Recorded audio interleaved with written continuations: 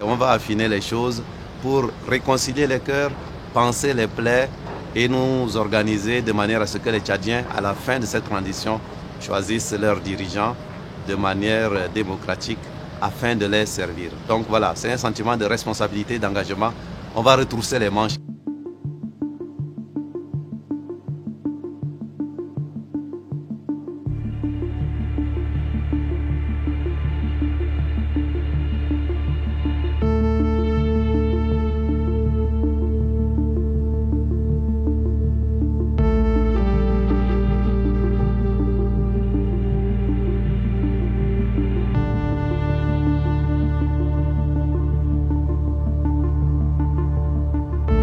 Le fait de voir Succès Masra à la primature, ça a interrogé, y compris dans ses propres rangs, chez les militants de son parti, les transformateurs.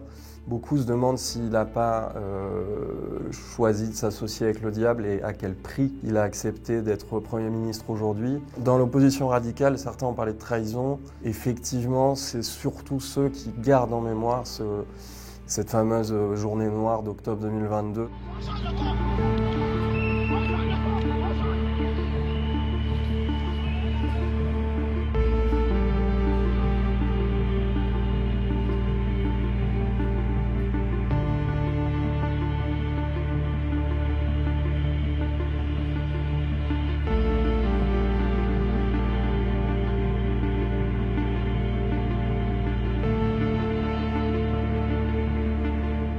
Qui peut faire confiance encore aux mensonges? Insurrection, disent-ils, venant des gens qui ont perdu leur honneur, en refusant de respecter l'engagement qu'ils ont pris devant les 17 millions de Tchadiens, devant la communauté internationale, devant l'Union africaine, devant les Nations unies. Depuis, il y a une loi d'amnistie qui a été passée, il y a de l'eau qui a coulé sous les ponts, mais beaucoup de membres de cette opposition radicale réclament encore justice et aujourd'hui disent que Succès Masra a un petit peu trahi leur cause.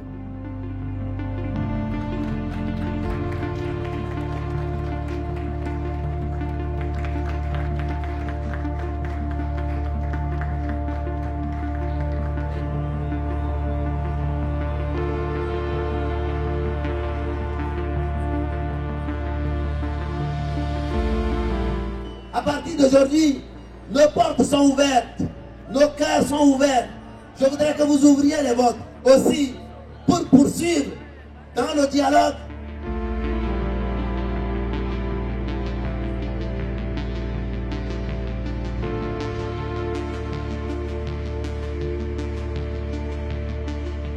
C'est aussi parce qu'il veut préparer son propre avenir politique. C'est une construction de son parti qu'il entame aussi avec la primature.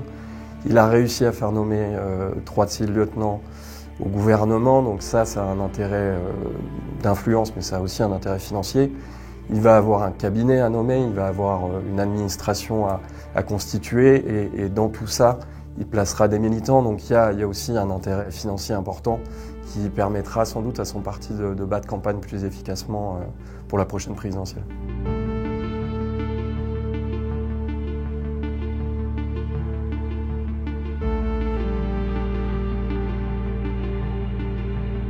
Quand on regarde le gouvernement qui vient d'être nommé, elle risque d'être très faible.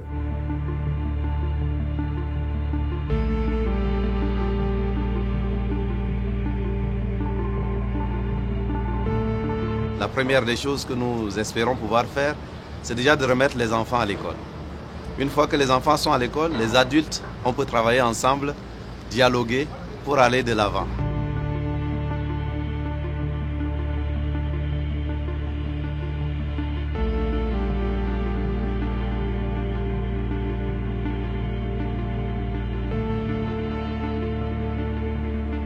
Le gouvernement, il est toujours tenu de manière assez ferme par les partisans de Mahamat Idriss Déby Itno.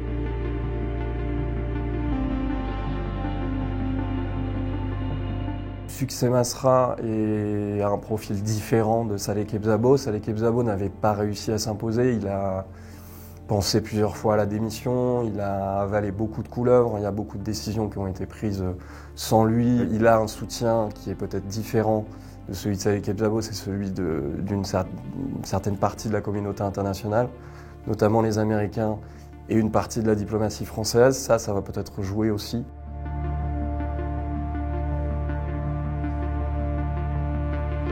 Le pari de Mahamat Yazid Bitno, c'est sans doute de l'avoir placé à la primature pour le manipuler et essayer de circonscrire un petit peu son influence à N'Djamena. L'idée de le placer en tant que numéro 2 de l'exécutif de la transition, c'est aussi l'idée de lui couper un petit peu les ailes. Les deux seront des partenaires, mais ce sont déjà des adversaires dans l'optique de la future présidentielle.